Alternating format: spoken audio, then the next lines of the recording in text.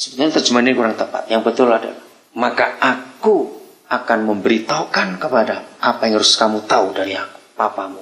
Saya percaya sebagai karyawan juga, kalau saudara bekerja, bos akan capek kalau selalu diperintah, nggak punya inisiatif sendiri. Betul tidak? Betapa senangnya bos, pimpinan kita, kalau kita punya inisiatif dan bisa sejalan dengan polisi perusahaan. Pasti saudara akan cepat naik karirnya. Daripada tiap kali tanya, terus tanya, nggak jalan kok nggak diperintah.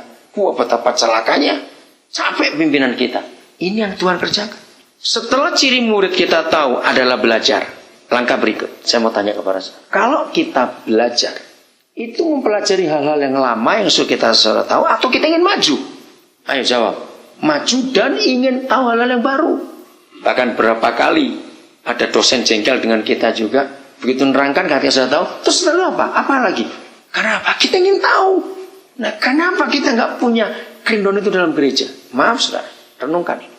Apa saja di dunia ini, apa saja, dari mode pakaian, mode rambut, model kancing, sandal, sepatu, jam tangan, kamera, apalagi teknologi yang namanya komputer, makanan, apa saja, warna, semua mengalami inovasi terus tidak?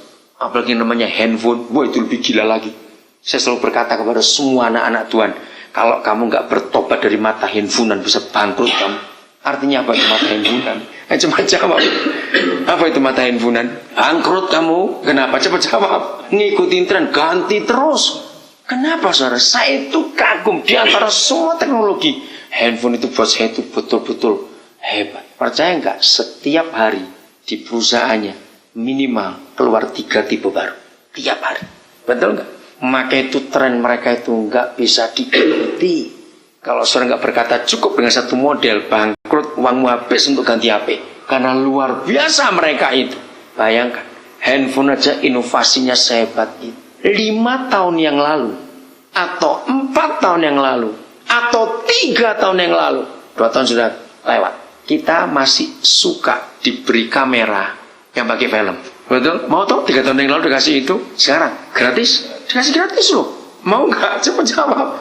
Ngapain repot-repot? Nyetak lagi, beli film lagi, salah nggak bisa dihapus.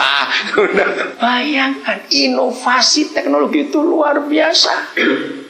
Tetapi hanya satu yang tidak akan pernah berubah. Dan kalau berubah itu namanya perang. Catat, agama. Catat, jawab iya atau tidak. Agama itu satu yang nggak bisa berubah. Maka itu begitu agama goyang dikit, perang. Ternyata gereja sebodoh itu. Gereja tidak mengalami inovasi sama sekali dari tahun ke tahun. Pengajarannya sama, ibadahnya sama. Kenapa? Mungkin saudara kaget dengar hal ini. Ingat, berpikir. Murid, cirinya belajar. Kalau belajar harus hal-hal yang baru. Untuk apa kita ngulangi pelajaran SD? Jawab penting atau tidak? Ya enggak dong.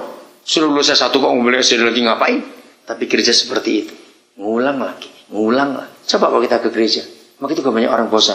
Ya lebih baik putar kaset aja, sama kok. Maaf. Betul saudara? Gak ada yang baru. Buka 1 Korintus 29. Ini diskusi dengan Papa. Kita diskusi dengan Papa. 1 Korintus 29. Jangan shock, jangan terkejut dengan pengertian baru ini. Karena saya murid, saya mau belajar. Saya tidak mau tetap dengan hal-hal yang lama. Oke? 1 Korintus 2 ayat yang ke-9. Saya akan baca begini.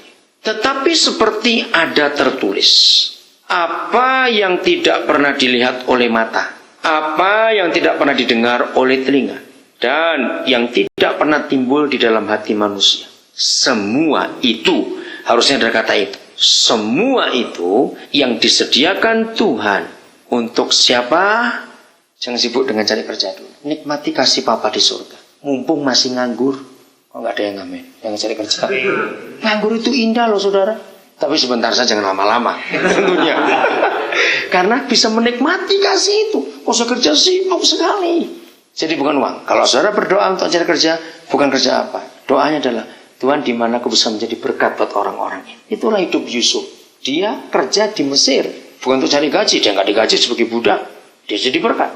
Masuk penjara pun jadi berkat. Dia nolong orang-orang di penjara itu. Jadi dimanapun saudara mau bekerja bukan gajinya, tapi aku jadi berkat tidak di situ. Gajinya tinggi nggak jadi berkat, jangan.